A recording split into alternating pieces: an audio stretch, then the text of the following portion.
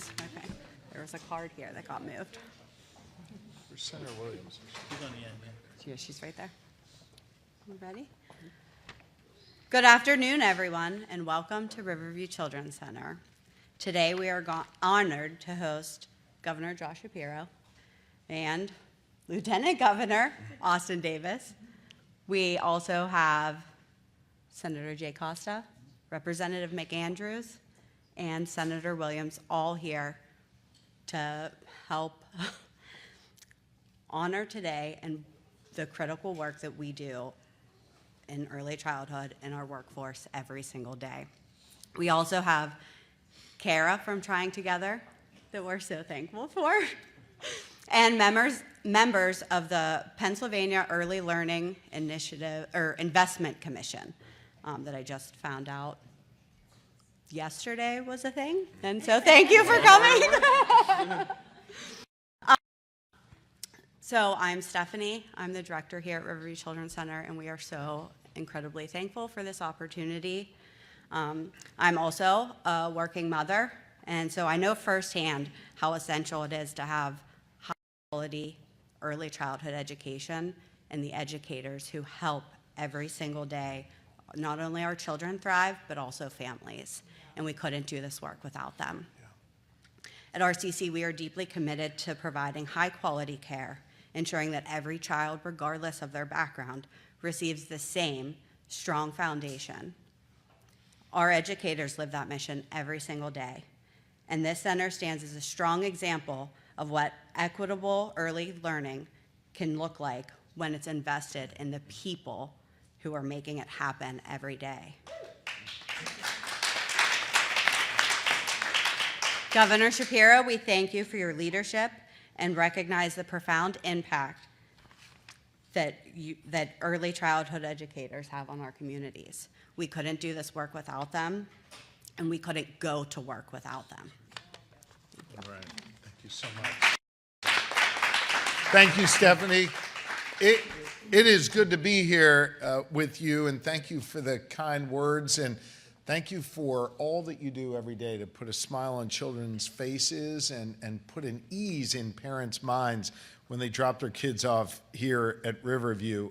These kids have a wonderful, wonderful place to learn and to grow and to flourish, and I believe you play a critical role, not just for these children, but for our community, supporting working families, caring for these kids, and making sure that we lay a very strong foundation that sets up our kids for success. You give a lot to the children in our Commonwealth, and you could just see the joy on these children's faces when they come to an amazing place like here in Verona at Riverview. I want you to know that I am proud to support the work that you do. And today I wanted to talk about the work we all did together, the Lieutenant Governor, our two senators, and Representative McAndrew, who's just known as a parent around here, I think. All the work we've done together to give back to all of you. I know the budget that I just signed into law a few weeks ago took a little bit longer than I would have liked, but in the end, we delivered a product that makes significant strides to improving the lives of all Pennsylvanians. I want you to know Pennsylvania is one of only 3 states in the entire country with what's known as a divided legislature, a House led by Democrats, a Senate led by Republicans. And when you have that division, particularly in these challenging times that we find ourselves in today, it requires all of us to come together, to compromise, to have some tough conversations, and ultimately to find common ground. Alongside Leader Costa, who leads the Democrats in the state Senate, he and the other leaders and I worked together all summer and into the fall to try and come together and hash out our differences. We were determined to stay at the table. We were determined to hold the line on things that really matter in our communities, like investing in childcare. And thanks to the leadership of Lieutenant Governor Austin Davis, who led this work for us, together with his far better half, the Second Lady of the Commonwealth, Blair Holmes Davis, we worked together to deliver a budget that had so many wins, including a big win when it comes to childcare, and that's what brings us here to Riverview today. I want to talk for a few moments about that. You know, over the course of my first 3 years as your governor, thanks to the work of really important people like Representative McAndrew, Senator Williams, and of course, Leader Costa, we have worked hard to lower the cost of child care for families all across Pennsylvania. In fact, last year we passed a new law tripling the child care tax credit here in Pennsylvania, which puts real money back in Pennsylvanians' pockets. 220,000 Pennsylvania families, to be exact, got $136.5 million back because we all came together and voted to triple the child care tax credit. That's a really big deal. And to help further, we were able to pass an child care contribution tax credit, which says to employers all across Pennsylvania, you can now contribute to offsetting the cost of child care for your workers. Taken together, these two changes are helping make child care more affordable for parents here in Pennsylvania and allowing them to keep more money in their pockets. Now, I know when you hear about government or politicians talking, it's usually hopeful or aspirational, something you'd hope to accomplish. We actually got this done. This is real. This is law in Pennsylvania. This isn't some pie in the sky thing. This is something we fought hard for, to cut costs for Pennsylvania families and make child care more accessible. And that was a big step forward, but it only addresses part of the problem. As we tackle affordability, we also have to worry about availability of child care in all parts of Pennsylvania. And so to do that, we need to invest more in our child care workers, who really form the backbone of this critical workforce. Right now, there are 3,000 professional vacancies in childcare. That represents, if we filled each one of those 3,000 slots, 25,000 more places for young people to go and to grow and to learn and to be nourished. And so we are doing something about that by getting more child workers into our classroom. The budget that I just signed into law, a budget that, again, we stayed at the table and fought hard for this, includes $20 million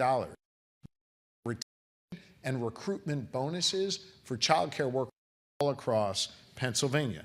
That means that 55,000 child care workers now are qualified to get up to $450 in recognition of the important work that they do. That's an important tool to helping us recruit and retain child care workers here at Riverview and all across Pennsylvania. It includes workers like Leah, who've worked for years in early childhood education. Yep, shout out to Leah. And this allows her to use her incredible talents and her experience in this field to give back to kids at the same exact daycare that she attended as a child. We want to make it easier for folks like Leah, and we want to make sure that there are more Leahs out there doing this work. And so that's part of our two-pronged approach that we're all working on together to make childcare more affordable and to make childcare more available for families. Look, I think we all understand that a budget, whether it's a budget here at Riverview or the budget that we put together at the state level, it isn't just a series of numbers on a spreadsheet. It is a statement of our priorities, of what really matters to us. You matter to us, and that's why we're here today, and that's why you ended up in the budget. It's about investing in the needs of people now and about building a strong foundation for the future. It's about finding ways to incorporate the needs of people from all different walks of life, rural, urban, and suburban communities. It's about finding a way in this divided government to compromise without compromising your values and the things that you hold dear. We did that here, and that's what we do every day in the Commonwealth of Pennsylvania. And as a result of our collective work here, the good people of Pennsylvania are far better off. Once again, we showed that here in the Commonwealth of Pennsylvania, we know how to get stuff done. And so we're very happy to be back here in Allegheny County, here at Riverview today, to celebrate that success and to celebrate the gains we made for the people of Pennsylvania. And one of those people who stands to gain is Leah. And so I'm excited to invite her up here now to share a few words. She represents the very best of early childhood education, and we're thrilled to be here with you. Leah, the floor is yours. Thanks so much. So I'd like to thank Governor Shapiro for being here at RCC today and for his leadership and commitment to high-quality early care and education. As most of you in this room know, 90% of brain development happens in the first 5 years of life. You also may know that for every dollar invested in high-quality early care and education, you get a $14 yield on investment. And I think everyone in this room can agree that Pennsylvania's most important natural resource is our children. What you may not know is that I'm a Swiftie at heart, so please excuse the Taylor Swift reference. Pennsylvania's own. Right. I mean, other side of the state, but that's okay.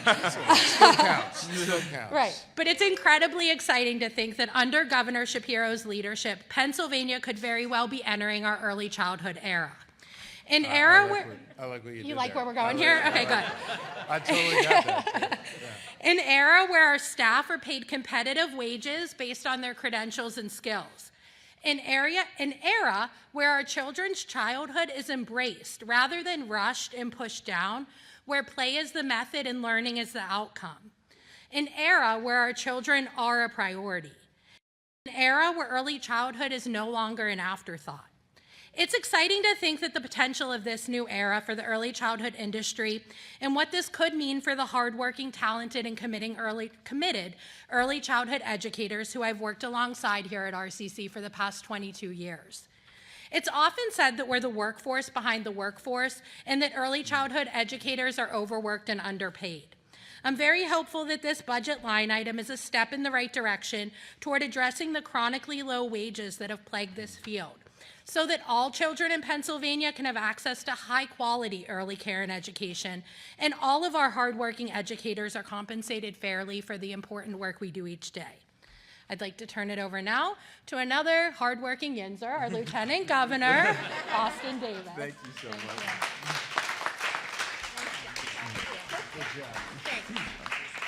Well, good morning, everyone, and thank you, Leah, so much for that warm introduction.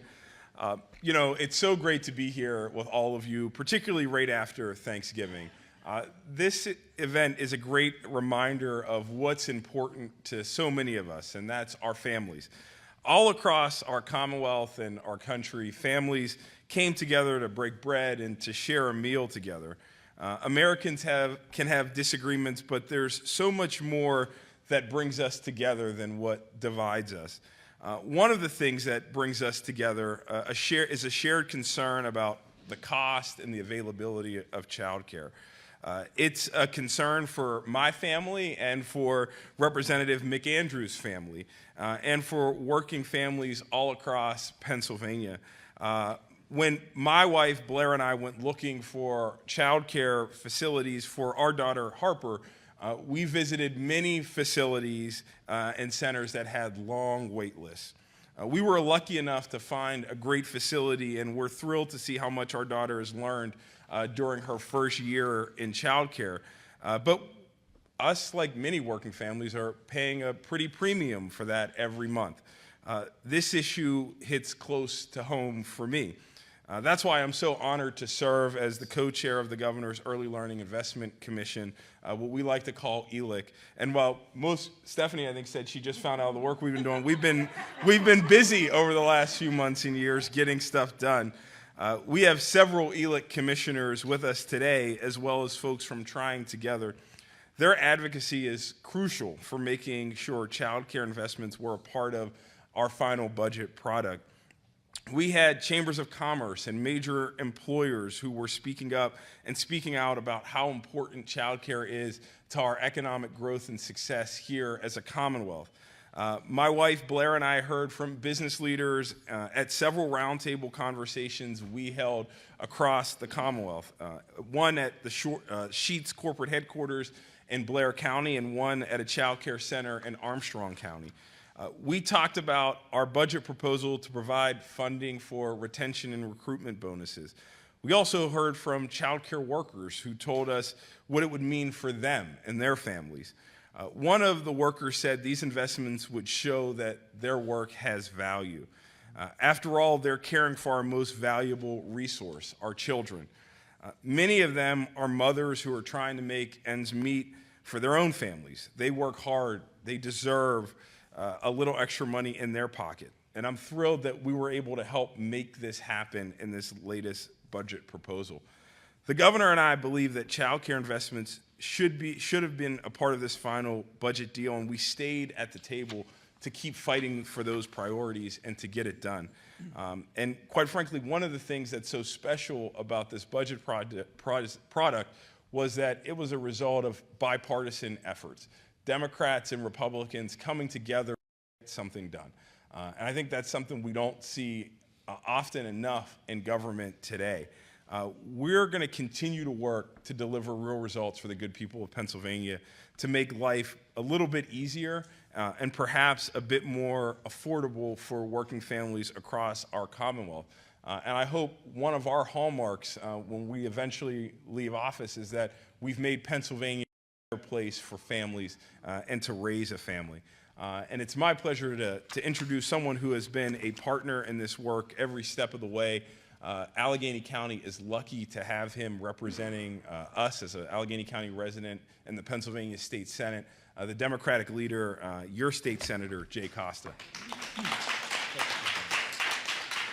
Well, thank you very much, Lieutenant Governor. And Governor Shapiro, thank you, the Lieutenant Governor, for coming here to Verona and Riverview to highlight how important victory this was as part of our overall budget process.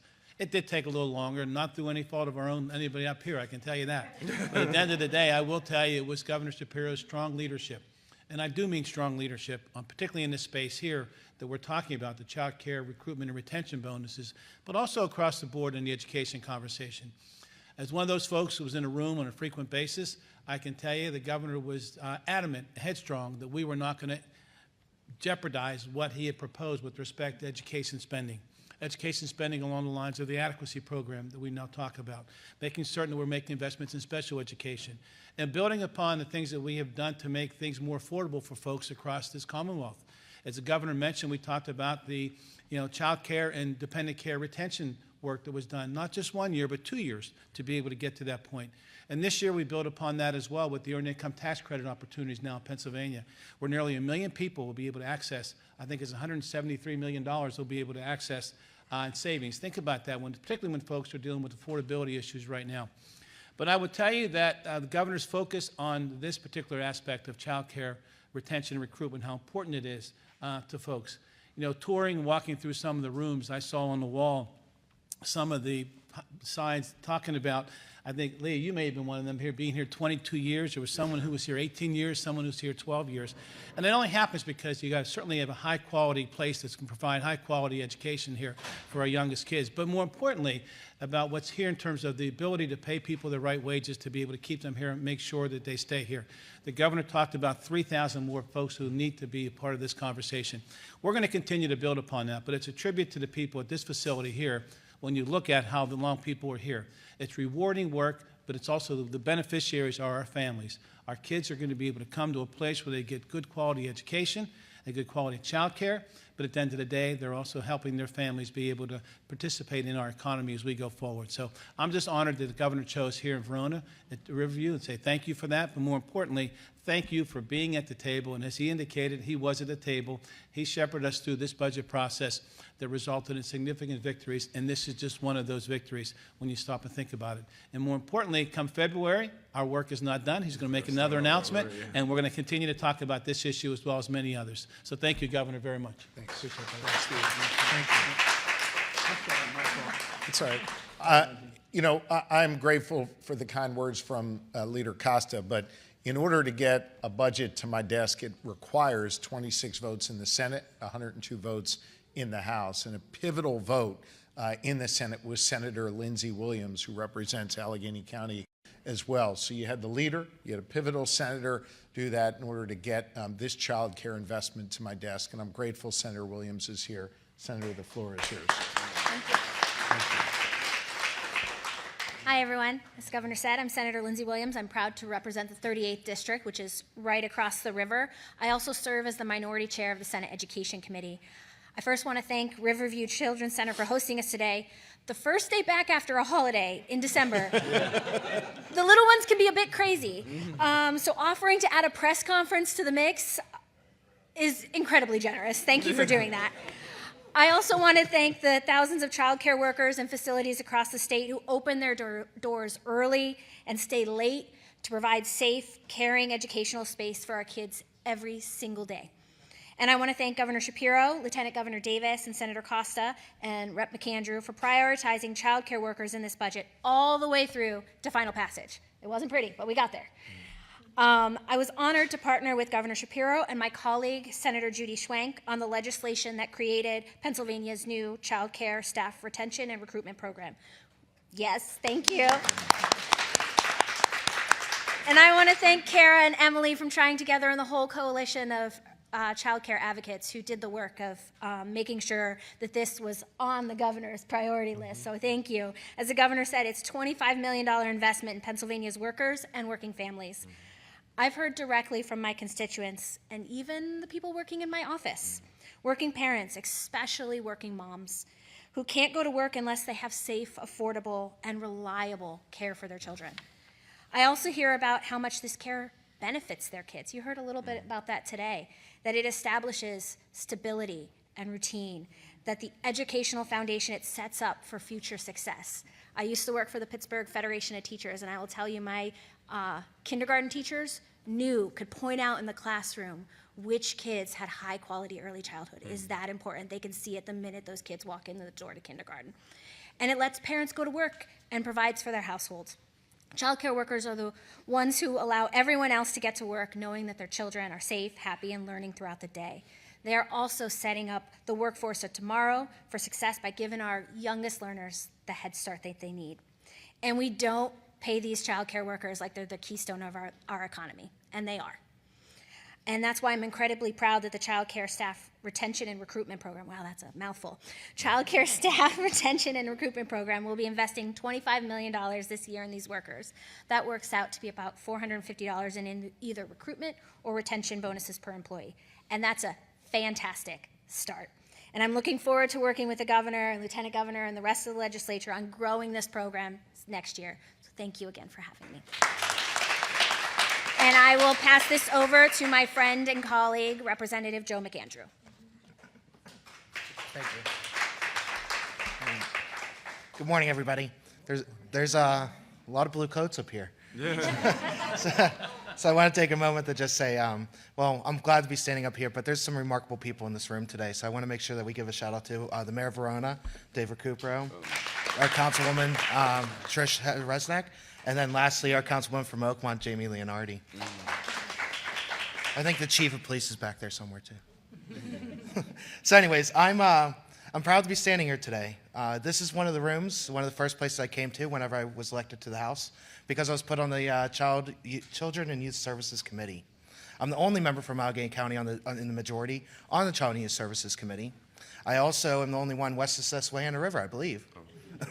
So that being said, one of the things I tried doing is making sure that I stepped up to the plate to learn about the services that our child care workers provide and also how they get the resources to them. And I can tell you that this space here, shout out to Betty, Leah's mom, who has been an advocate and trying together for the advocacy work and the education that I've been able to take advantage of in this very space. I also want to make sure that I give a special shout out to my better half, my wife, Michelle McAndrew, who's in the audience today with my wife and two of my 3 kids. The reality is that we're working people. We come from working families.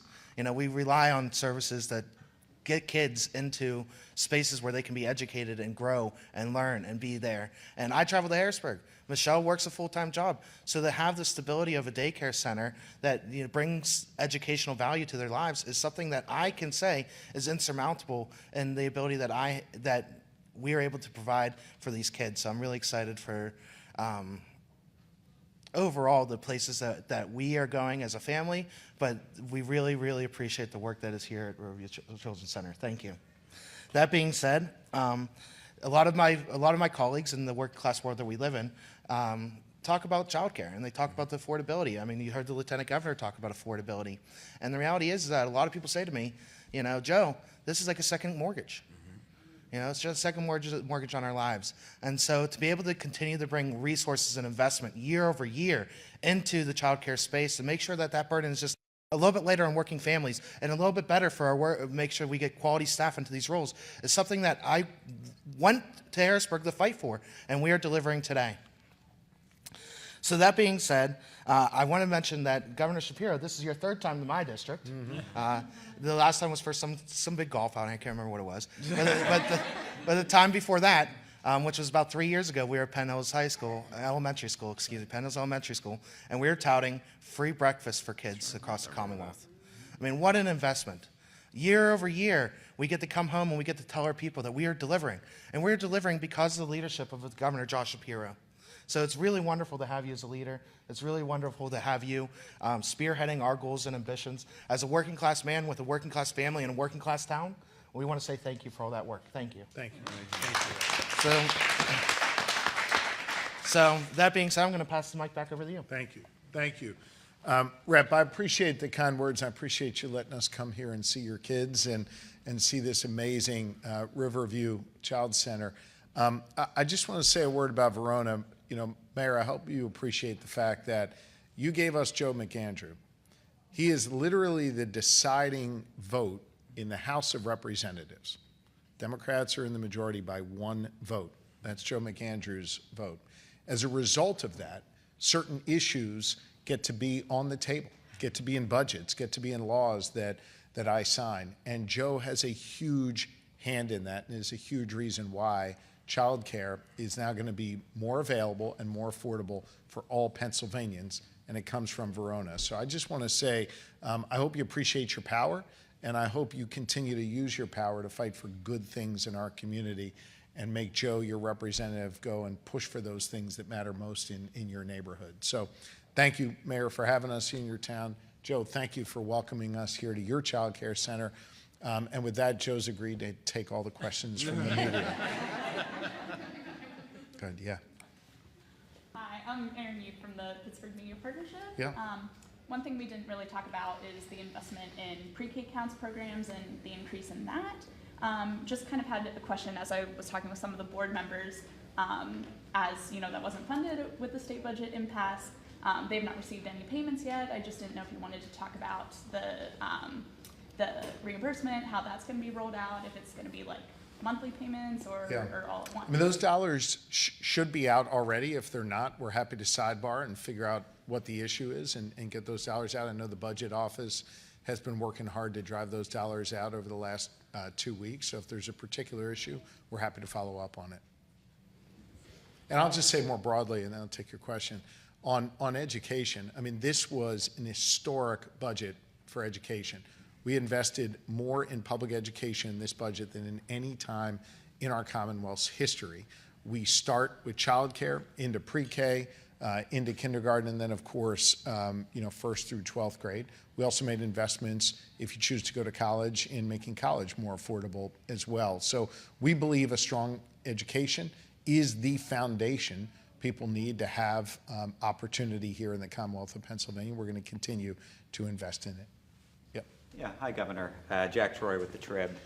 I have a couple, if you don't mind, one on topic, one off. We can start on regarding the recruitment and retention program. I'm curious if you know, when you have that 3,000 unfilled positions, what kind of dent that's projected to make, and if it's not kind of closing that gap, what more you'd like to see done in future budgets, future years. Yeah, we think making more dollars available to positions that really matter in our community, not just to the individuals who get them, but that can help others, other families, other businesses, and what have you. We think that that's a really wise investment.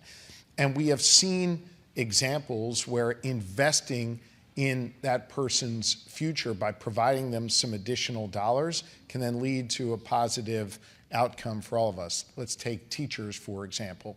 We've got a shortage of K-12 teachers in Pennsylvania. We have for a number of years. We've begun to reverse that trend, and we're growing again. We need to continue to grow for many years as a result of investing in what's called student teacher stipends, basically paying money to those student teachers as a bridge when they leave school before they're fully certified to be in the classroom. That has allowed us to not only help those individual student teachers do what they love, their passion, teaching, but it's also helped all of us by having more teachers available for the classroom. That's just one example of where investing in certain sectors is helping the greater good. We've done the same thing, for example, with policing. Obviously, policing and teaching is different, but it's a social good. It's an important thing in our communities, and we've seen a dramatic increase in the amount of applications to be both a state trooper and in municipal police departments. And we've seen those numbers on the rise as well because we're investing in those professions. And so we think childcare is another example where we can not only provide the opportunity for folks like Leah to get the money they need to sustain their families and their needs, but also provide for all of us, because if there's more Leahs out there, that's better for businesses, it's better for families, it's better for the broader community. And so investing in targeted ways in these professions we think makes a lot of sense. And we've seen anecdotally how it's working in other professions, and I feel confident that it's going to work in this as well here in the childcare space. I appreciate those comparisons. Yeah. And then to briefly go off topic, I just wanted to give you a chance to talk about the president's comments regarding Tim Walz over the weekend. We were on such a positive note. You're going to bring me down? Sorry, I hate to ruin it, but just quickly, I wanted to give you a chance to, comment. I imagine you're, probably disappointed by some of that, and just your thoughts on what it says about how he views Democratic state officials. I was in one of the classrooms here, and I watched one of the teachers facilitating sharing between two of the youngsters who were here, two of the children who were here. You come to a place like Riverview to learn the lessons we need in life, to have a society that is caring and compassionate. You learn how to share. You learn how to be kind. You learn how to interact with people that might look different than you or have different abilities than you, but you see them for the wonderful person they are, not because of their differences. I wish the President of the United States would spend some time here at Riverview, or frankly, any child care center or any kindergarten classroom. There is not a classroom in America where if a young person walked into that class today and used the word that the president used, that there wouldn't be some repercussion. They'd get in trouble for that. The president has a unique ability to take us to the lowest common denominator all the time. And I must tell you, for him to attack people with disabilities by using that slur is highly offensive, given how here in Pennsylvania, we treat people with all different abilities with the same level of respect. Where my wife and others, our First Lady, is working overtime to create more opportunity for those with different abilities to be able to get ahead in Pennsylvania and be their best selves. And so to resort to the lowest common denominator, as the president did the other day, I think is shameful conduct. It's conduct that would get him thrown out of every classroom in America. And he needs to be better. He needs to be best, as his wife likes to say. And I think for him just to throw around insults like that does a disservice to America. And I believe that the people of this great country are far better embodiments of the goodness of this nation than the President of the United States is. Yeah. Anything else? No? Okay. Thank you all very, very much. Appreciate it.